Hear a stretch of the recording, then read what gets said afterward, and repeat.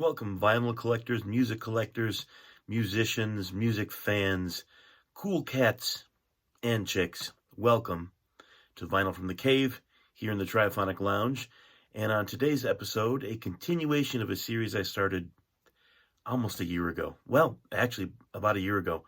And it's some rare and obscure things in my collection. So finally, for now at least, capping off this series on some rare and obscure vinyl that hopefully you will find interesting, and we're going to also listen to a tune as we are wont to do on Vinyl from the Cave at the end of the program, so stick around.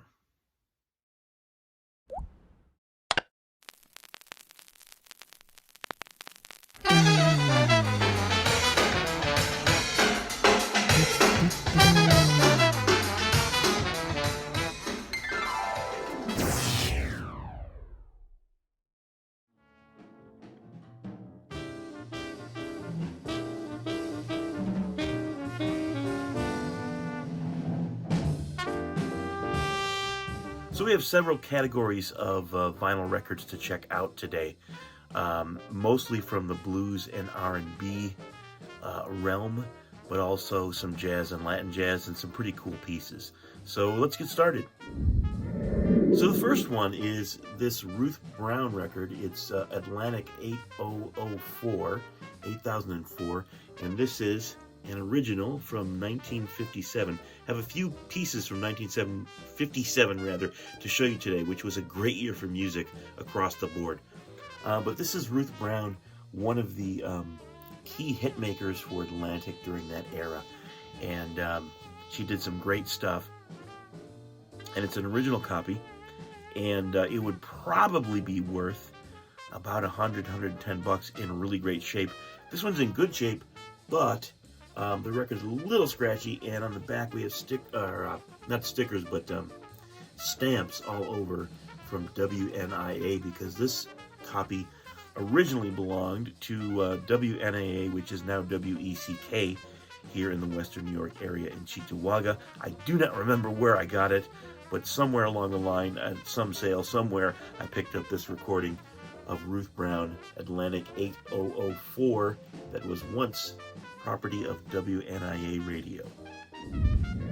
This one's kind of unique and not super pricey, really, probably $20-25 tops on Discogs, as a number of these records are. The trick is if you can find them. So probably a little more expensive if you really want it, because they're pretty rare.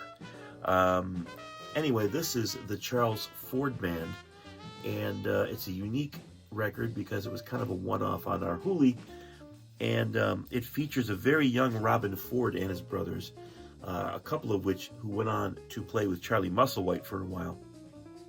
And of course, Robin Ford, everybody knows, well, you should if you don't, but Robin Ford is a great guitarist who has crossed genres several times. Wonderful blues artist, singer and guitarist and writer, but also has played with Miles Davis and was a sort of a founding member of the Yellow Jackets. He wasn't an official member, but he was on the first 3 records, if I'm not mistaken. And he also used to take part in the recording sessions that the original members of the Yellow Jackets were part of, sort of a studio group that used to back a lot of people, and that's how they got started. Robin Ford was one of those key players. So he can do lots of stuff. He's really good, and so are his brothers. This catches them when they were, 15, 16, 17 years old. So it's blues interpreted through those eyes in the early 70s. I think it was recorded or came out in 1971. But there's some great stuff on there. And you can hear the youthful exuberance as well as wisdom for the age of 17 in the blues for sure. So if you can find this, you may be able to hear some tracks on YouTube. I haven't even looked it up. But I just happened to come across this in a store in Toronto, and I figured I'd better snap it up, which I did. This one's Muddy Waters on Chess. It's a best of Muddy Waters, and it's an original Chess pressing. It is a collection of some of his best at the time. I think it came out early 60s. I'm not putting my glasses on. I don't like doing that for the videos. I know it's vain, but still. But anyway, It's a good collection of money stuff. It originally did come out in mono, I know that, and then this had some studio trickery added to make it into stereo, the big deal at the time. But this one, again, 25 bucks, list tops in Discogs, but try to find it. Good luck with that. Another blues record in a similar situation. This is a reissue, an Italian reissue of Little Walter's Confessin' the Blues, which was a chess issue. This one, again, not very pricey, but hard to find. I got this particular copy from what I call the Finnish collection, which I've discussed before on this channel. But quite a few years ago, up in the Adirondacks, I found a collection of very, very nice European records, mostly European, British and UK releases, Scandinavian, Italian, French, bunch of things that a gal from Finland had and somehow wound up in this shop. And I took all that I could. I would have taken more. I was there with my family on vacation. Couldn't blow the whole budget on that, but man, it was tempting. And I got some really good stuff, good rock stuff in great shape from the 60s and 70s, good blues stuff from the 60s, 70s, and some reissues from the 80s. And it was all immaculately taken care of by this gal who I wish I could have met, because man, she was a serious record collector. Anyway, Little Walter's Confessin' the Blues. On to a couple of real rarities that are actually pretty pricey on Discogs. Not that I tend to value my collection in that way. It is a shorthand that a lot of us use in the vinyl community to discuss records with each other, but really, I like the music on my records, and I don't care if they're expensive or rare. And I don't have a lot of rare things in the way that a lot of collectors discuss them. But I do have a few, and this is one. This is an original Prestige pressing of Miles Davis and the Miles Davis All-Stars.